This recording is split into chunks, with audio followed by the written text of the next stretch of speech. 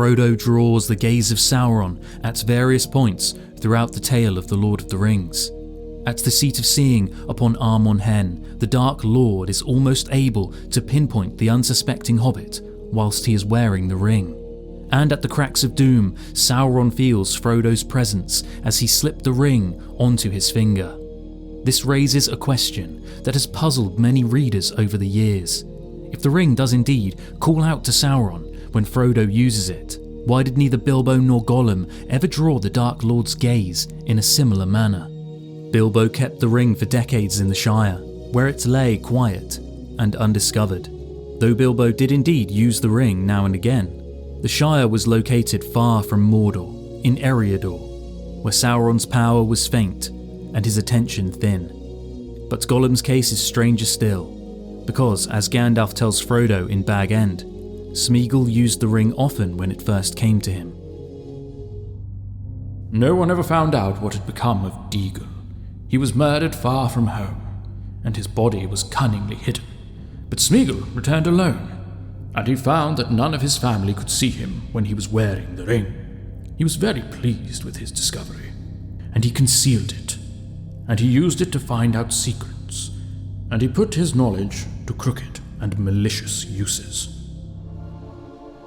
Due to the malice that he showed towards his own family, Gollum was cast out by his grandmother, and so he slipped away into the wilderness, taking with him the ring that had already begun to twist his heart. He wandered northward, following the waters of Anduin, until a stream branched away from it and wound its way towards the looming peaks. He followed it until the stream vanished under the mountains. Thus he entered the deep caves and grottos that he found there, where no sunlight could hope to reach him. Gandalf later explained that once Gollum had passed under these mountains, not even Sauron, with all his will bent towards the ring's discovery, could have hoped to find it there.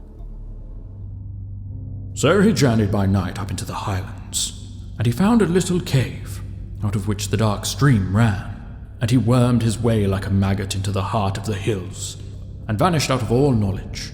The ring went into the shadows with him, and even the Maker, when his power had begun to grow again, could learn nothing of it.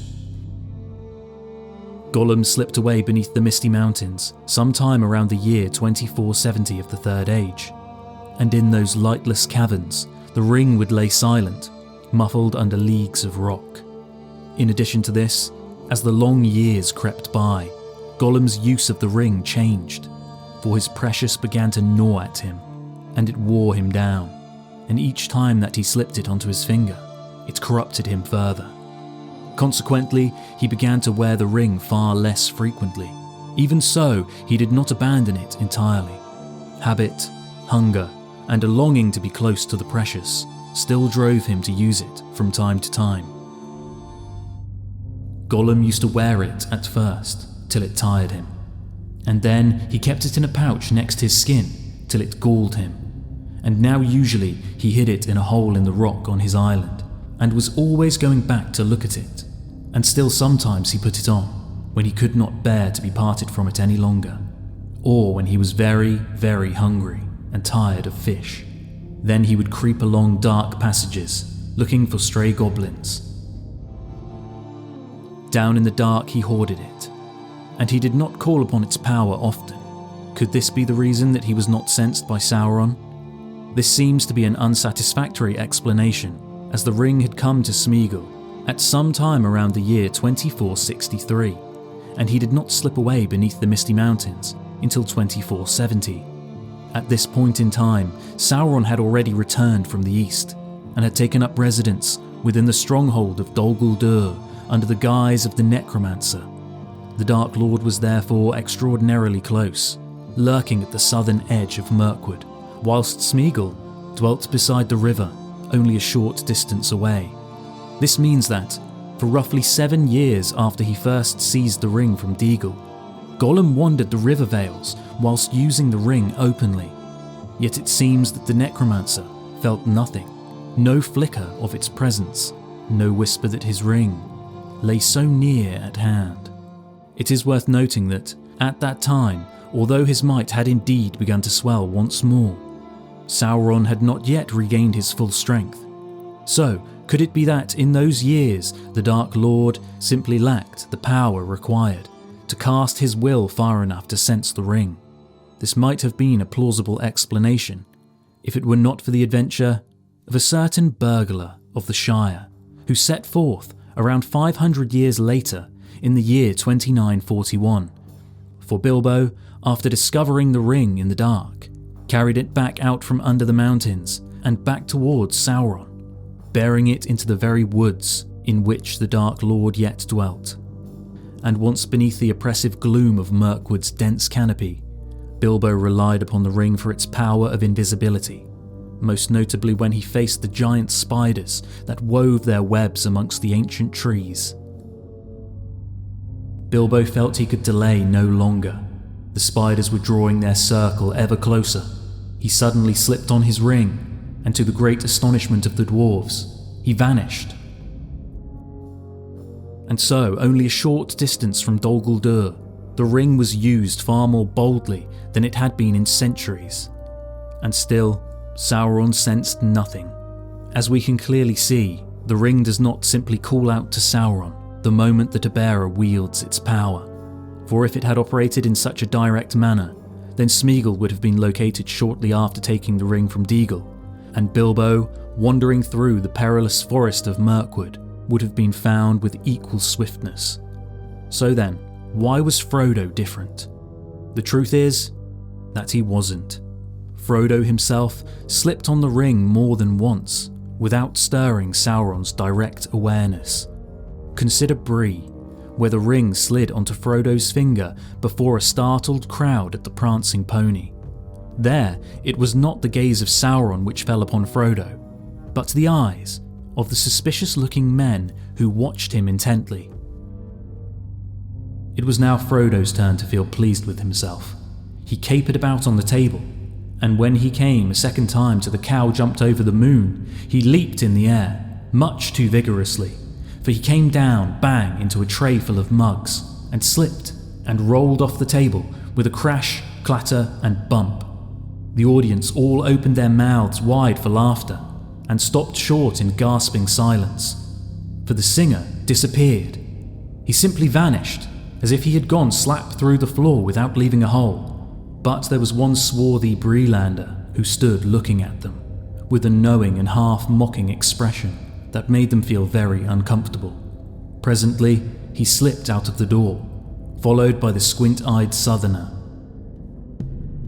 This scene, of course, plays out very differently in the Peter Jackson trilogy.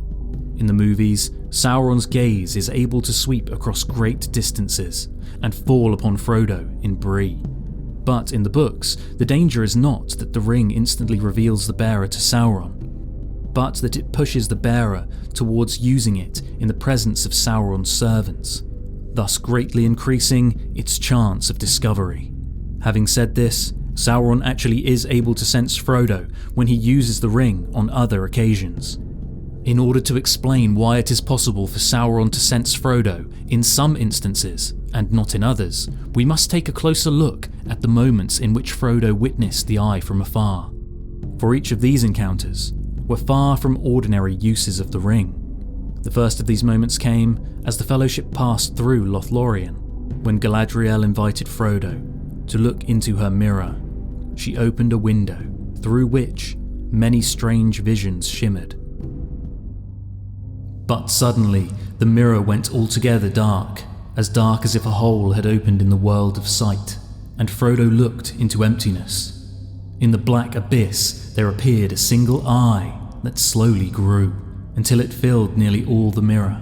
So terrible was it that Frodo stood rooted, unable to cry out or to withdraw his gaze.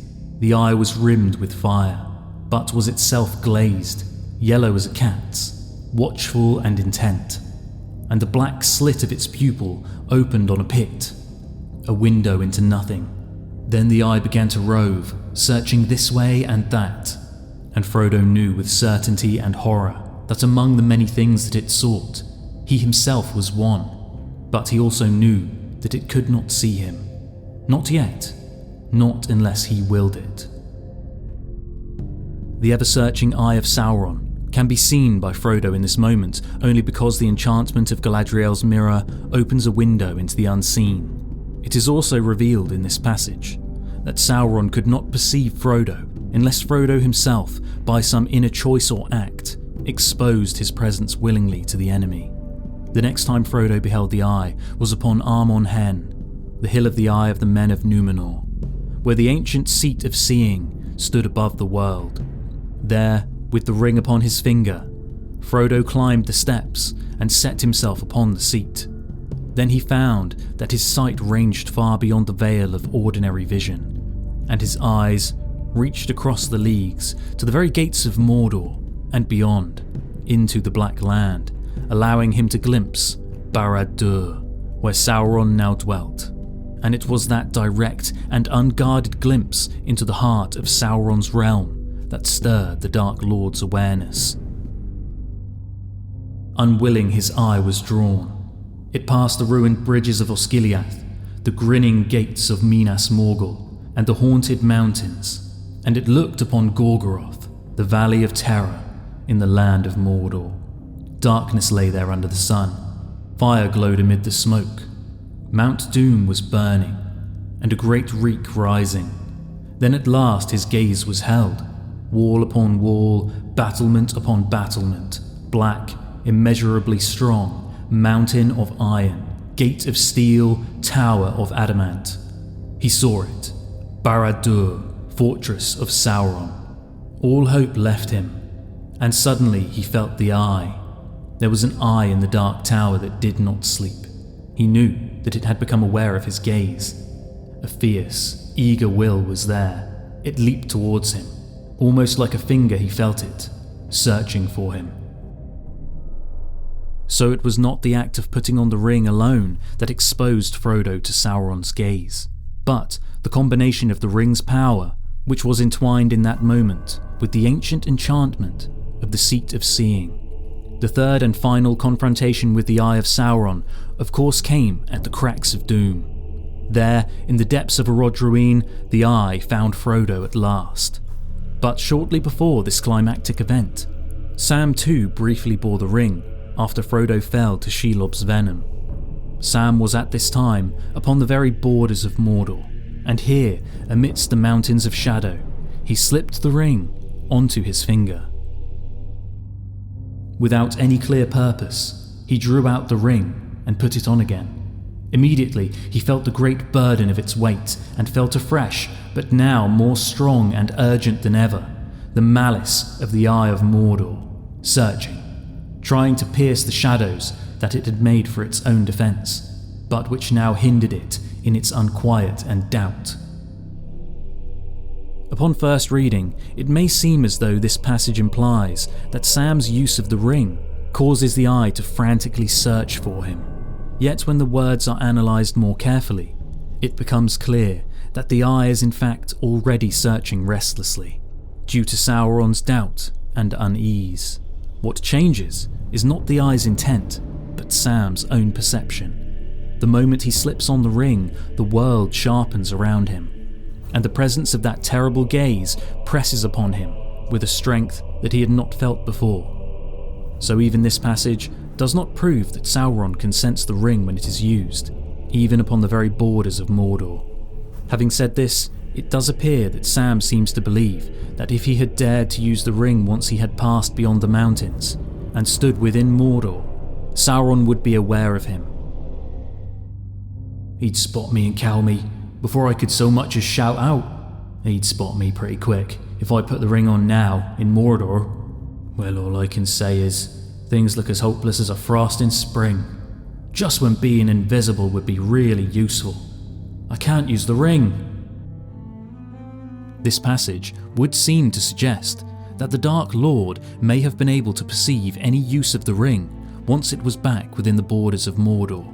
Sam certainly believed so, yet his conclusion is drawn in a moment of terror, and his thought is possibly coloured more by the dread of being found than by any true knowledge of the ring's power or of the Dark Lord's sight. With this in mind, we can at last turn to the moment that truly matters, when Frodo stands upon the brink of the Cracks of Doom, for there, Sauron finally becomes aware of Frodo and perceives him clearly. Yet Sauron's awareness is not roused because the ring is used as a tool of concealment or escape, but because Frodo lays claim to the ring. Frodo's claiming of the ring is a seismic moment, which sends a ripple through the unseen fabric of the world that reaches Sauron with unmistakable force. And far away, as Frodo put on the ring and claimed it for his own, even in Samath Naur, the very heart of his realm, the power in Barad-dûr was shaken, and the tower trembled from its foundations to its proud and bitter crown. The Dark Lord was suddenly aware of him, and his eye, piercing all shadows, looked across the plain to the door that he had made, and the magnitude of his own folly was revealed to him in a blinding flash. With all of this in mind, we can truly understand the nature of Sauron's abilities of perception regarding the ring. He is not able to automatically sense the ring whenever a bearer chooses to wield its power, and its lesser uses regularly pass the Dark Lord by, utterly unnoticed. His gaze is drawn instead by moments of great significance, and only in rare, extraordinary circumstances does he perceive the ring-bearer. Unless perhaps, as Sam believed, the ring was used within the land of Mordor, where the ring was forged and where the shadows lie.